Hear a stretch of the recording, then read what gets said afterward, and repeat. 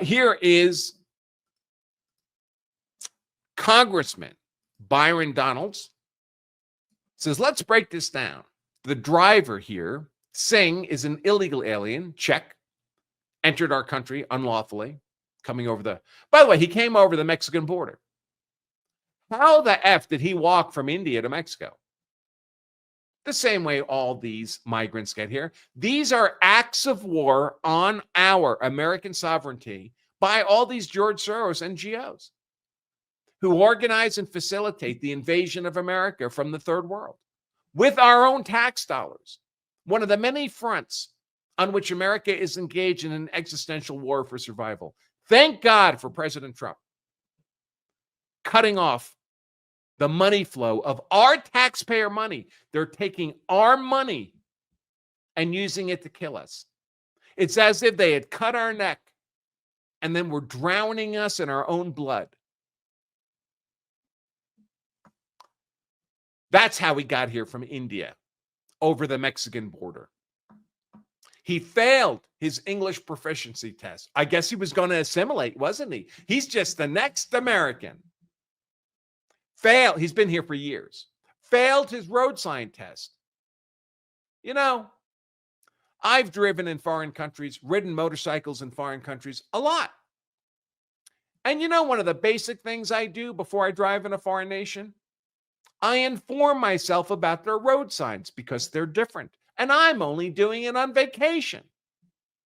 You think a guy who got a professional commercial driver's license in the United States driving around 80,000-pound trailers, obviously readily capable of decapitating innocent American citizens, you'd think he might learn our road signs. But no, apparently these genius Indians, who America cannot possibly do without, they can't be bothered to learn our road signs before they drive around with 80,000-pound trailers and kill our fellow citizens.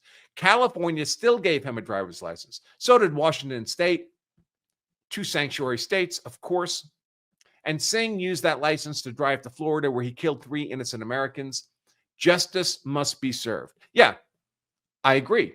Individual justice must be served on this guy. It's at least 3 counts of manslaughter.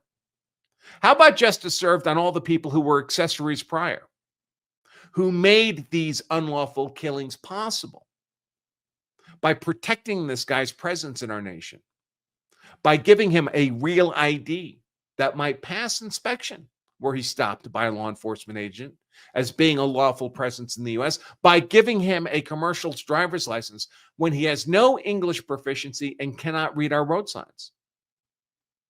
Who's going to hold those people accountable? By the way, are we not at the point of cultural accountability?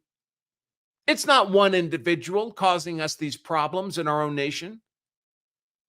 It's a nation of 1.5 billion people invading our country with a hostile culture, stripping our fellow American citizens of opportunity, of employment, of housing, of education, of social services, of commercial driver's license job slots.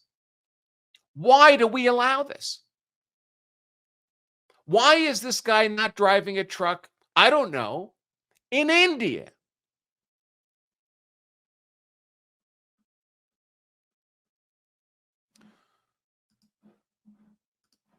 Super Trucker on X says, holy crap.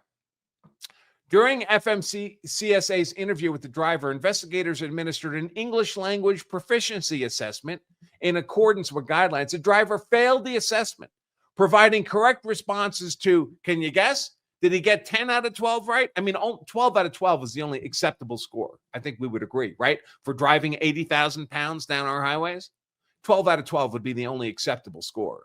Did he get 10 out of 12, 8 out of 12, 6 out of 12, 4 out of 12? No, he got none of those. He got 2 out of 12.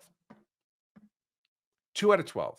How many highway traffic signs did he accurately identify? Out of 4, what's the only acceptable score? 4.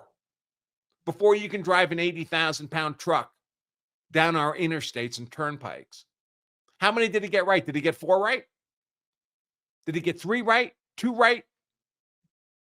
He got 1 right. All these H-1B, H-2B Indian geniuses that America can't do without, 1 out of 4 highway signs correct.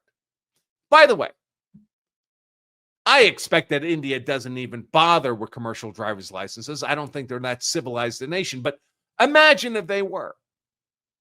You think that India would give this job to an American citizen over an Indian if that American citizen could only answer 2 out of 12 verbal questions in whatever it is they speak there?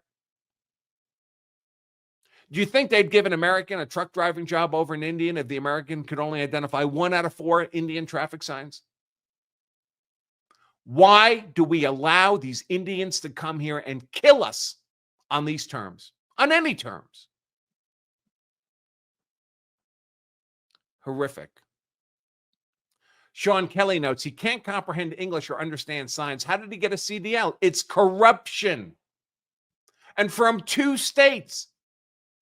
July 15, 2023, Washington State, presumably American territory, issued this illegal migrant a regular full-term commercial driver's license.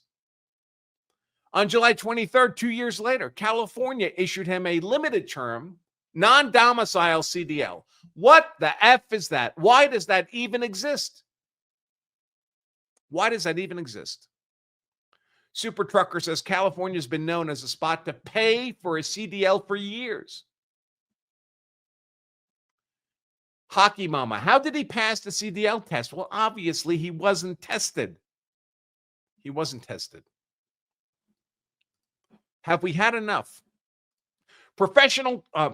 President Donald Trump is putting teeth into a decades-old federal rule requiring commercial truck drivers to read and speak English. Why does it take Trump to do this? Why hasn't this always been enforced? Because our enemies domestic value third world migrants more than they do you, more than they do American citizens. Why? Because they know that the American citizenry, the American body politic, has washed its hands of the Democrat political party. The approval rating for the Democrats is under 20%. Why do you think they're being redistricted out of existence? Because they have so much political support? And it's going to get real bad for them. If we get to the bonus content, I'll cover some of this redistricting stuff. Really fascinating. And then add in a revised census that doesn't count illegals for House apportionment. The Democrats are effed. And they know the American body politic will not support them, will not grant them political authority over us, American citizens. So they have to replace us with the third world.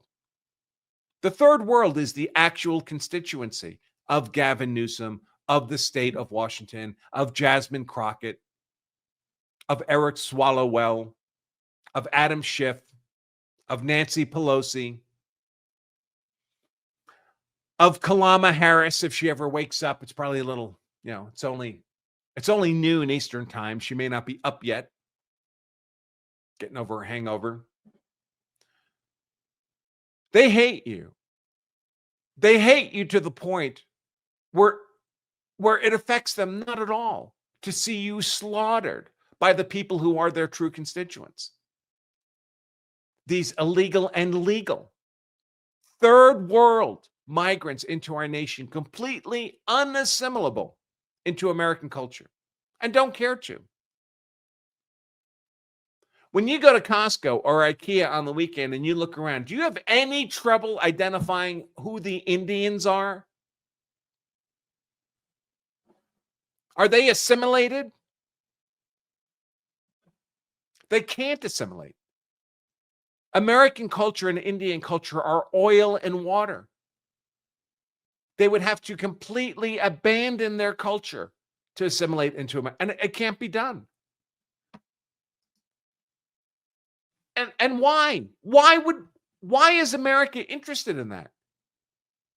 Why would we want to take that chance? that it might not work, that they might not assimilate. They might just form their own cultural enclaves within American territory, which is what they do.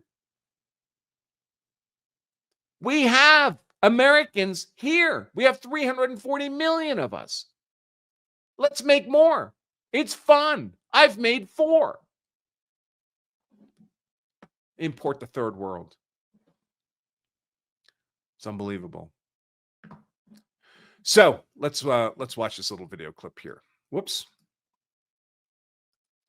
See what they have to say. President Donald Trump's putting teeth into a decades-old federal rule requiring commercial truck drivers to read and speak English. The executive order signed in April mandates that drivers must pass on-the-spot English proficiency tests as a non-negotiable safety standard. Secretary of Transportation Sean Duffy says the law put in place during the Obama administration has never properly been enforced. Allowing drivers who cannot read stop signs or understand police officers' instructions to operate an 80,000-pound big rig threatens the safety of every American on our roadways. The two-step test requires drivers first respond to authorities sufficiently in English. A two-step test. You know what I'd like? I'd like a 50-step test. I'd like an odor test. How about that? Can we do that? The driver passes, but the officer suspects incompetency. Is he wearing sandals? When he gets out of his rig, is he wearing sandals with socks? Because I've met a lot of American citizen long-haul truckers in my life, and I don't think I've ever met one who was wearing sandals with socks, not while operating his rig. When that door pops open, that state trooper looks in, he sees sandals with socks. Ice. Ice. You can drive a long-haul rig like that in India. Thanks for watching this highlight segment of our full-length Law of Self-Defense live stream. If you enjoyed this content, make sure to give us a like and subscribe for more expert analysis on politics, law, and how to be hard to convict. And to watch the full-length episode of this show, just click right here. Stay safe.